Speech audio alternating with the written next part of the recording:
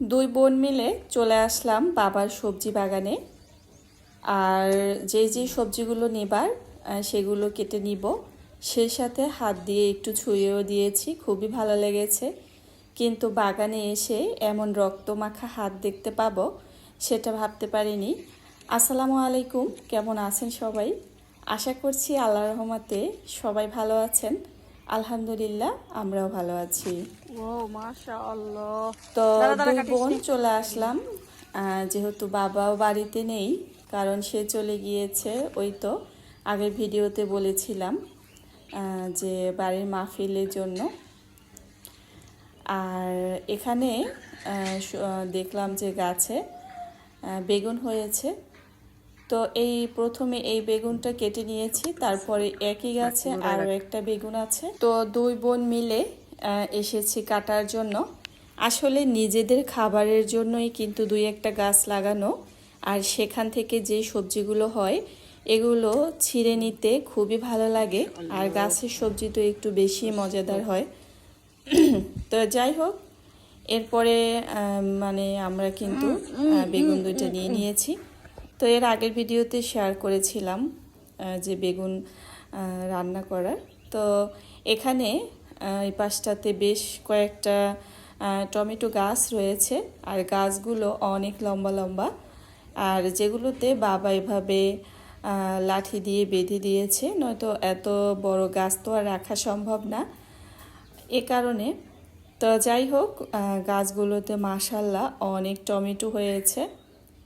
তো এখন এগুলো কিন্তু একদম কাঁচা, আর হয়তো সময় সাপেক্ষ আস্তে আস্তে পেকে যাবে। তো যাই হোক, এখনও কাঁচা টমেটো গাছে আছে, দেখে খুব ভালো লাগছে।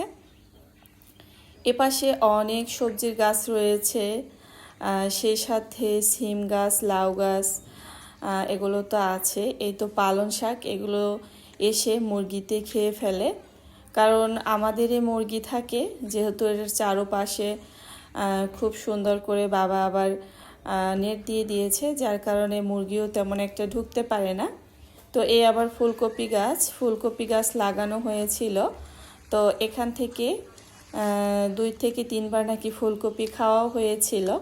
তো আসলে আমরা বাজার থেকে যে সবজি কিনি না কেন, সব রকমের শীতের সময় কিন্তু সব রকমের সবজি পাই।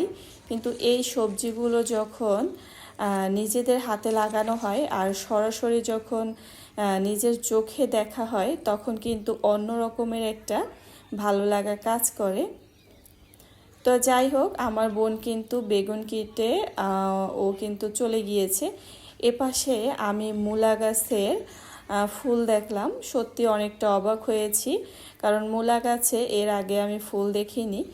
এই তো কত বড় বড় ডাঁটা শাক, কিন্তু আসলে ডাঁটা শাক ঠিক লাগানো হলেও তেমন খাওয়া হয় না।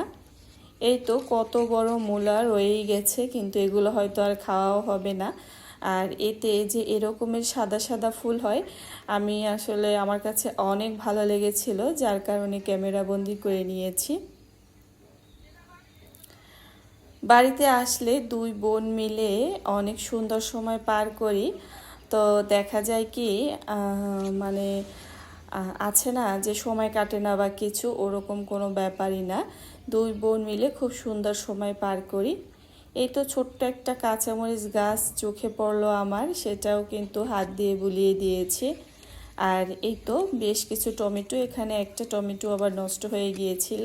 তো আমি ভাবলাম এটার কারণে আরও অন্য টমেটো নষ্ট হয়ে যাবে, তো হাত দিয়ে আর কি সরিয়ে দিয়েছি। ভীষণ ভালো লাগে। তো কাঁচা টমেটোর ভিতরে কিন্তু আবার 2-1টা পাকা টমেটো আছে। এপাশে করলা গাছের অবস্থা খুবই খারাপ, যদিও লাগানো হয়েছে ঠিকই, তবে খাওয়া হয়নি। ছোট ছোট করলা কিন্তু আছে, তো চাইলে কিন্তু যেগুলো আছে নিয়ে একবেলাতে খেতে পারে। এপাশে রয়েছে সিম গাছ, অনেক সিম খাওয়া হয়েছে, আর সিমগুলো খেতে খুবই মজাদার, তবে খাওয়ার চাইতে গাছে বেশি শুকিয়ে গিয়েছে। এই পাশে দেখলাম আবার একটা লাউ ঝুলে আছে। আসলে সবজির বাগানে আসার পরে যদি বিভিন্ন রকমের সবজি দেখা যায়, তখন কিন্তু মনটা একদম ভরে যায়।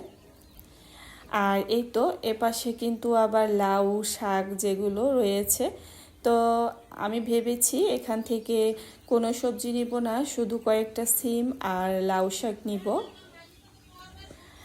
আর এই ভিডিও এখন শেয়ার করছি কারণ আমি তো বাড়িতে 2 দিন ছিলাম, তো এখন বাসায়। তো মনে মনে ভেবেছিলাম আসার সময় কিছু লাউ শাক আর সিম নিয়ে আসব, সেগুলো আর হলো না। তো এই তো যে রক্তমাখা হাতের কথা বলেছিলাম সেটা হলো এটা। দেখতেই পাচ্ছেন এখানে আমার হাতে কিছু পুঁই পুঁই ফল রয়েছে। তো এগুলোতে আমি হাত দিয়ে খুব সুন্দর করে রঙগুলো বের করে নিয়েছি। আর আমার তো খুবই ভালো লাগছিল কারণ ছোটবেলায় এই পুঁইয়ের ফলের যে বিচিগুলো এগুলো দিয়ে 2 হাত একদম রাঙিয়ে ফেলতাম। তো আমি যখন ভিডিওতে ভয়েস দিচ্ছিলাম আমার ছেলে আমার কথা শুনে অবাক হয়ে তাকিয়েছিল। তো যখন বলতেছিলাম যে এই তো সেই যেই রক্তমাখা হাতের কথা বলেছিলাম, সে আবার আমার কাছে চলে আসছে যে কি এমন রক্তমাখা হাত দেখতে।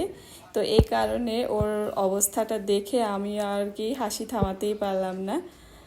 তো আসলে বাগানে এসে ছোটবেলার মতো এভাবে পুঁই ফল দিয়ে হাতটা রাঙিয়ে নিয়েছি, বিশ্বাস করেন অনেক ভালো লেগেছে আমার। তো মজা করে এমন আর কি লেখা এই আর কি। তো এরপরে এখানে আর একটু ভিডিও শেয়ার করেছি, সেটা হচ্ছে নুডলস রান্না। যদিও আমরা এই নুডলসগুলো খাওয়া হয় না, এগুলো ছোট ছেলে মেয়েদের জন্য রান্না করা হয়েছিল কারণ ওরা শখ করে 21শে ফেব্রুয়ারির দিন শহীদ মিনার বানিয়েছে। তো সবাই খিচুড়ি খায়, তাহলে তারা কি করবে। তো আমি বললাম ঠিক আছে তোমাদের জন্য নুডলস রান্না করা হবে। শুধু আমি মুখেই বলেছি, সব তো ছেলে মেয়েগুলো খুশি হয়ে গিয়েছে। আর মা ওদের জন্য রান্না করে নিয়েছিল, তো সেখান থেকে আর কি একটু ভিডিও করে রেখেছি, সেটুকুই শেয়ার করলাম।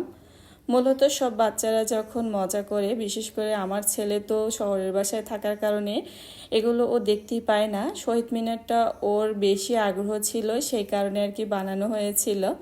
তো আমি আর সেদিকে যাইনি, যার কারণে সেগুলো শেয়ারও করিনি। ওদের জন্য এগুলো রান্না করা হয়েছিল নুডলস, কারণ ওদের কাছে ভালো লাগবে।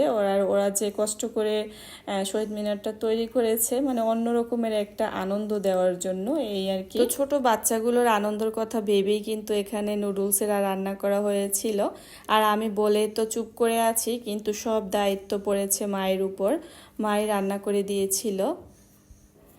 আসলে কোনো দায়িত্ব নিয়ে এলে কিন্তু সেটা আবার গুছিয়ে করতে হয়, এই কারণে কিন্তু দেখা যায় এখনকার যুগে অনেকে অনেক দায়িত্ব পালন করে না। তো যাই হোক, এই তো মা কিন্তু নুডলস রান্না করে নিচ্ছে, আমিও বিদায় নিচ্ছি। আল্লাহ হাফেজ।